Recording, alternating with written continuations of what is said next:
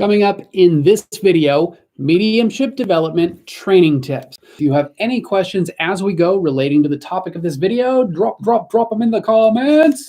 And while that's going to be entertaining with some free, juicy information, we do have an offer at the end to take your metaphysical business from basic to bodacious, but only if it works for you. Let's do this. It's time to tag up. Tag up. You know, we got to get gangster every day. If you're watching live, give us a hashtag live tribe. And if you're watching on the replay, hashtag replay fam. Yep. You're just getting to know us. I'm Heather. And I'm David. From ZoneWestGarden.com.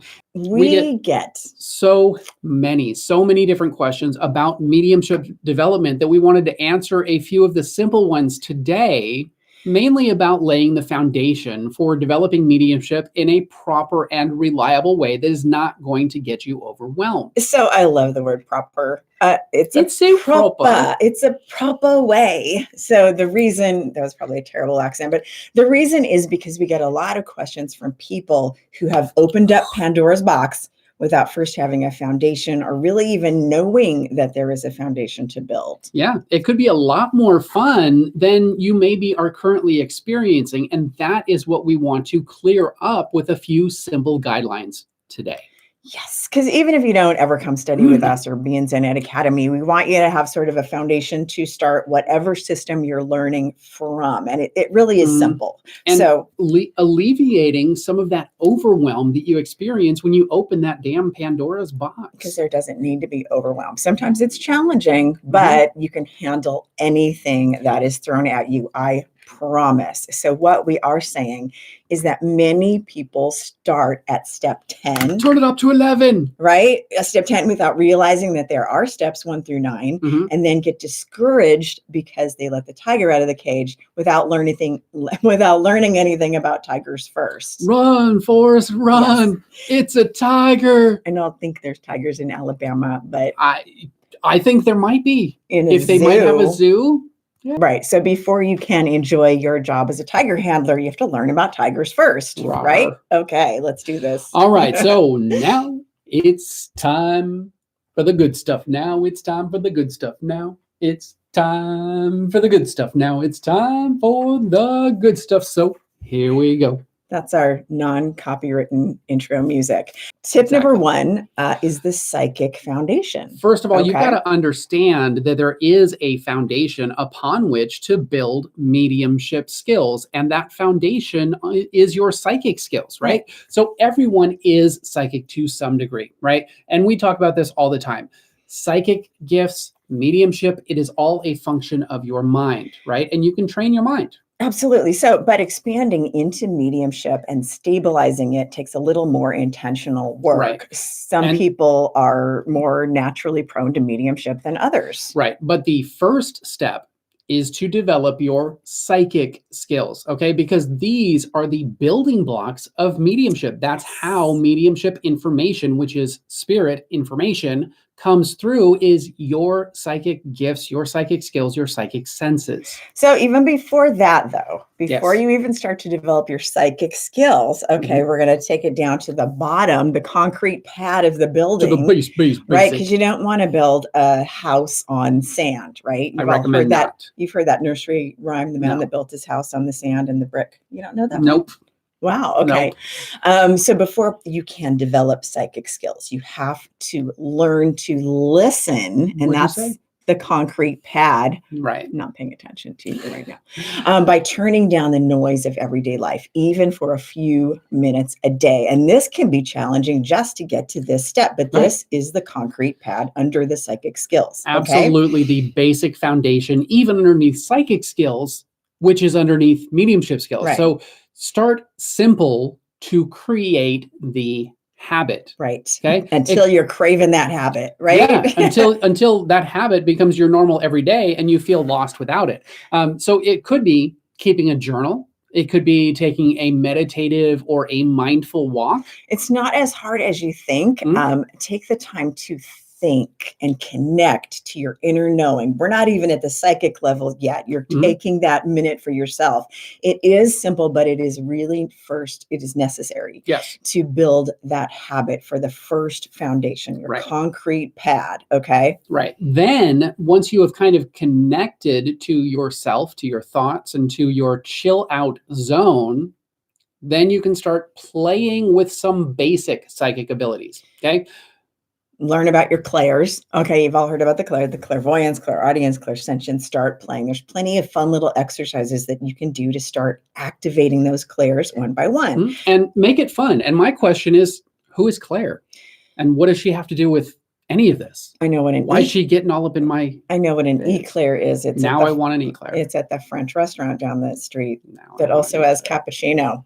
He's so easy. I am so easy. Really, these are the building blocks of mediumship. So you've got the concrete pad, right? The basic foundation, which is your quiet time. Then you've got your walls, which are your psychic abilities. Walls and roof. And then you've got your paint and decorations, furniture. That's your mediumship. So it's like you can't really have all that stuff without the foundation. Yeah. So let us know if that helps you to make more sense of this in your mind, of the structure. So you can imagine an architectural masterpiece in your mind, right? Some kind of crazy building, and you can even draw it on a piece of paper, and it's brilliant. Right. But to build it, you need to learn about foundations and framing and structure and plumbing and HVAC, which is air conditioning, if you didn't know. Yeah. And to make it a reality. And also heating for those of you in the colder parts of the world. Yeah. So, let's go on to tip number 2.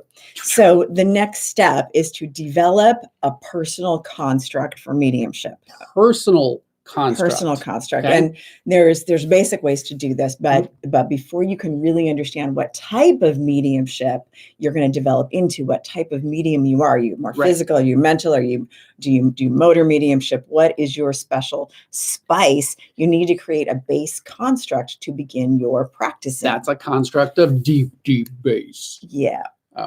So many developing mediums need to feel a sense of safety when they make the leap into the unknown, because it's scary, and creating a construct with your intention does 3 important things. Number 1, it helps your mind to focus and begins to create neural pathways for this energy to interface with. You're basically setting up your electrical grid in your head for spirit energy to communicate with. Because there is a certain amount of training the body to be receptive to the energy, so that there's techniques for that. So number 2, it calms the emotional body, which can hijack your work if some of you have experienced that. Dysfunctional, right? Or if you have any unresolved emotions in your emotional body. Then we've got 3, it creates a safe and controlled space, right? Which also on the DL begins to show you how powerful you actually are to create that safe space, because you're the one that just did that. You created that. And I think this is an important part of creating the construct and returning to it and setting it up, because along the way, you figure out how powerful you are. When you first start working, you feel kind of subject to the energy. It's bigger than you are. And along the way, you realize, oh, I'm a much bigger part of this than I realized. I'm more powerful than I ever thought possible. It's amazing. I don't even know what that was, but I channeled it. You witnessed it. That was like a really bad martial arts film. So 2 elements to this construct are creating and opening and closing a personalized ritual of some kind. To start and stop your practice. Right. To signal the mind that you are beginning practice and ending practice. And this can be something that fits within your personal spiritual belief system, like a prayer, for example, or it could be as simple as opening and closing some kind of a mental or psychic or mediumship door of some kind. And so for us with students, we like to see what fits for you in your personal system, because that is so much more important than powerful than us saying, now you have to say this specific prayer to open the door or this specific thing to close it, because that doesn't fit for everybody. For some people, they need something mental that's like a visual, a flower opening and closing. Everybody has something different that resonates with them. So find something that fits with you, because I have seen things that are super, like the old school spiritualists. They had a super religious-y sounding prayer, that opened and closed the doors. And if that fits for you, then that works for you. For some people, that doesn't work. So they might have had traumatic experience with religion. And they might just need some other kind of thing. So basically, understanding the basics and understanding the foundation underneath it, and the purpose of these different rituals that are created helps us to create different things that work for different types of people. Okay. And to help you call that out and bring that out and create that for you, because you get to create your own construct. It's what makes you feel powerful, not what makes me feel powerful. Exactly. So, it's never going to work. If it just works for me, it's never going to work for you necessarily. So the basic thing is an opening and closing ritual of some kind when you first start practicing, when you're working on the walls and the frames and learning how to paint. Power on, power off. Right, because, and these are kind of training wheels that over time you're going to integrate. And this is just going to naturally kind of step in, step out without having to go through all of the steps. In the beginning, you set the foundation, you set the construct, you use the ritual, you use the habit, and then over time it integrates so you don't need the habit anymore. This is natural. So the second part of the construct is meeting what we call a gatekeeper guide, in mediumship, which is basically your mediumship's personal assistant, bouncer, bodyguard, phone operator, all into one. The purpose underneath this is to create a state in your mind where you feel safe, supported, and a place to go to for answers. Ginger is saying mine is visual, light switch on, light switch off in my mind. See, that's super simple. And that's what massively effective. I like simple, but some people need like more of an involved ritual, and that's okay. As long as the ritual doesn't override the purpose of what it's for. Right. And understanding the purpose underneath helps in creating that construct that works for you. So I'm going to give you a little bonus tip about rituals. Bonus tip. I see a lot of people making rituals overly complicated and fear-based. So if your ritual, whatever ritual you're using, either before you leave the house or before your practice, is overly complicated and there's a lot of fear behind it, like I've got to do my ritual, this certain kind of thing, then we're talking about spiritual OCD. Or bypassing. Right. So make it simple, beautiful, and something that is meaningful. Okay. KISS. Keep it simple, psychic. Psychic is spelled with a P.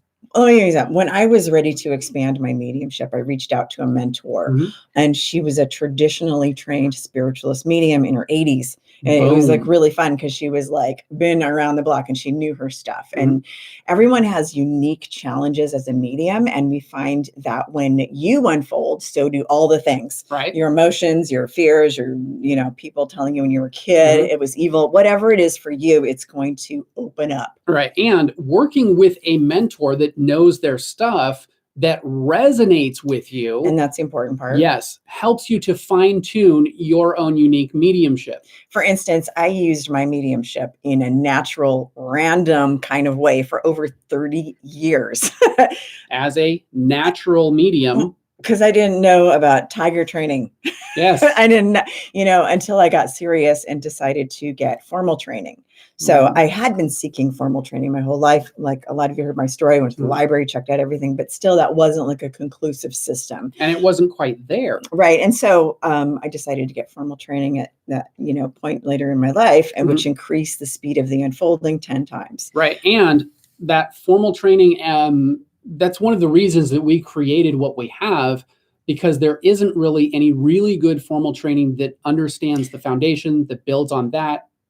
Well, I had a hard time finding it growing up. I was seeking it, but I had a hard time finding it. And you guys are a lot luckier because I had to go to the library. Now you've got this internet thing that you can kind of research and find your things, right? So we want to know, here's our poll for the day. Right. Where are you now in your life? Are you a hobby, or are you a hobby? Are you a hobby? Are you a hobbyist, or are you a professional? Where are you in your mediumship? Are you still kind of going around like I was for the first 30 years, like randomly picking up pieces? Or energy work. It doesn't necessarily have to be mediumship. Anywhere in your metaphysical arts training. Yes. Are you hobby? Is this something that you do for fun? Or are you a professional already and you're looking to expand?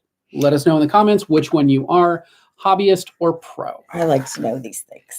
We all like to know. Inquiring minds.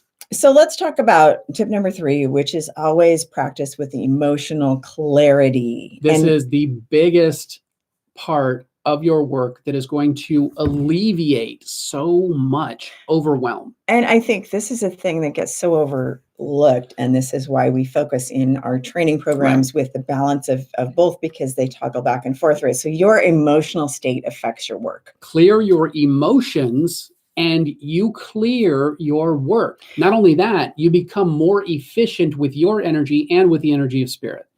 So untrained, when you practice mediumship, kind of untrained. In a glass case of emotion. Just giving a moment for the drama queen. Yes. You may not be a very clear channel, even with the best intentions. Like I would never go to David for a session if he was doing that. So if you were having an emotional crisis, make your inner work a priority. Step back. Is the best thing that you can do to build your skills is to do the self-growth element. So an example, a trained pro is going to have a pretty good balance and foundation with emotions. You know where your emotions are, because this is important in mediumship, to know where your emotions are, because in any kind of mediumship, you're dealing with emotions of other people. You're dealing with your client's emotions, spirit emotions, all sorts of emotions. And you know what your baseline is. You also will recognize when or if your emotions are getting in the way and affecting your work. You have what we call emotional awareness. And I think this is really important in mediumship when you go from hobby to pro, because a lot of times when you're in the hobby, and I've done it, I've been the drama queen medium. It's overwhelming. Right. And you're like, partly because we see it on TV and we think it has to look that way. Right. Admittedly, it's just there. So I think when you get to a certain balance and you know your emotions, like when my dad passed away a couple months ago, I took a few days off. We didn't see clients for a couple of days, but then I was still in the grief, obviously, of my dad passing, but I really felt like I wanted to work. But because I have a really clear idea of where my emotions are, I worked anyway, and it actually amplified my work because I put aside my human grief emotions over here because I knew what was mine, and brought the spiritual element into it, which is like, I feel really close and connected to my dad right now because he was really close on the other side. Yeah. And so that kind of actually amplified the work for a couple of days. It was like really magical. And the thing is, when you reach that point in your own self-growth and your own emotional work, you have the ability to take your emotions, even if they might be tumultuous in a moment, if you're working, and put them to the side, because you know the difference. You know when your stuff is going to get in the way. And if it's too overwhelming, you take the time off.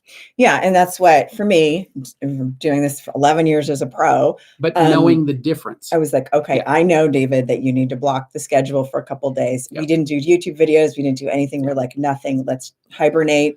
And then I was like, no, you know what? I need to tap back in. And we knew when it was time to go back online. And I was in the middle of it, but I felt like I really need to stay connected because it feels good. And it was kind of the same thing when your mom passed. It was the same thing when my mom passed. We took the time off that we needed, and we also knew when it was going to get in the way and when we were clear to work again. But a lot of times we see people that don't know the difference. So at the end of the day, we are human, and all mediums, need permission to be human. And here's what I see. I find that untrained mediums think it has to look a certain way. They put some kind of crazy pressure on themselves, like they can't be affected by human stuff the same way that normal non-medium human people are. That is absolutely insane. And this is crazy. Right?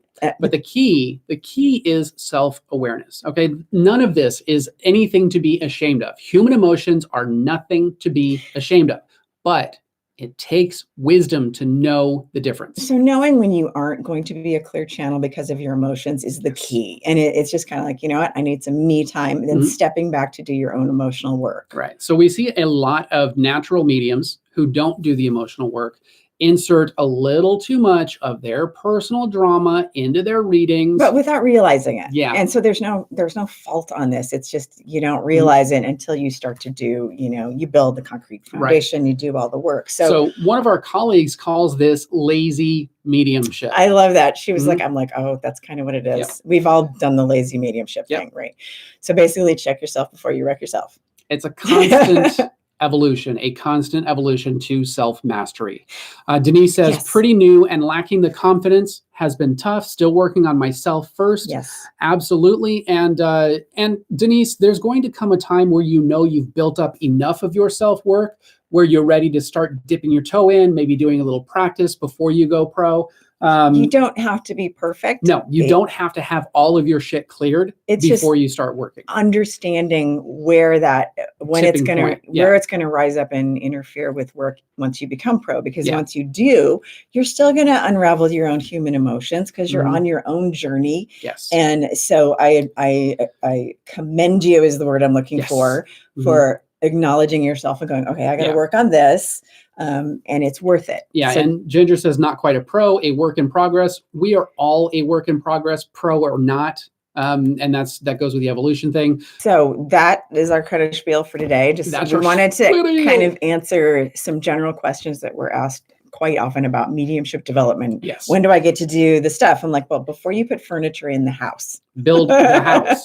You got to build the house. Build the house. And then you can paint it, and then you can do all the cool things. Then it's a lifetime gift for you. Mm-hmm. Once you build the foundation, then you can do anything you want. You can change the style of whatever it is that you're doing, whether it's mediumship, whether it's energy work, whatever it happens to be. You can always change the paint. You can change the decoration. You can move the furniture around if you want, but build the foundation first.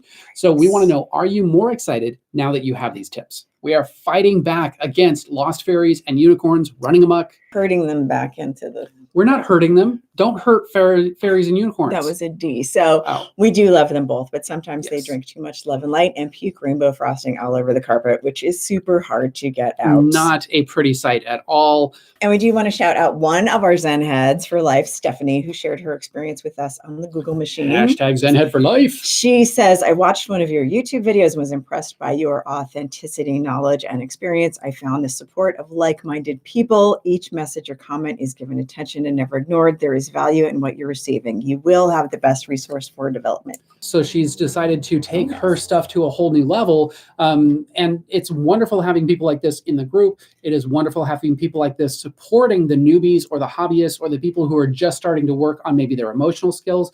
How amazing it is to have that support system. So now it is time for that offer to take your metaphysical business from hobby to pro, from basic to bodacious, but only if it works for you. Yeah, I don't think we're trying from pro to even better pro. De-level you. We're up the level. So from pro to hella pro. Hella pro. That's a new thing. I think I'm putting that in there. Is it time for new coffee? Yes. Third coffee? Okay, so we've learned that self-growth and developing your superpowers go together like sushi, Sapporo, and sake. So good. And that is why we created our signature subscription membership, Zen Academy. So we want to know if this is right for you. So are you tired of mediumship advice that is way too complicated? Are you tired of my personal favorite? People telling you that the intuitive arts are satanic. Do it. Are you tired of people? It's not a buffalo. Satan is not a buffalo. So are you tired of people telling you that light workers and healers are all crazy? You heard it here first. Satan is Tatanka. He's not a buffalo. He's a goat. Are you ready for intuitive development without judgment? Are you ready for psychic and mediumship training that does not scare the crap out of you? If so, Zen Academy is the rebel base. Rebel base. Gotta love the rebel base, where the revolution begins. I figure if I bop my head back and forth, that'll be a good accompaniment to It'll work. Beatboxing. It's almost like a triangle. I've been trying to figure out what to do to tambourine? Yeah, no, I'm not doing tambourine. No. Omar says, yes, the support system of the ZRG Academy is great. Absolutely. So Zen Ed Academy is where the science of self-growth meets the magic of mysticism. This is going to work for you even if you are a complete virgin to all of this and have never had your metaphysical cherry pop. I can't believe you're trying to get me to play the tambourine.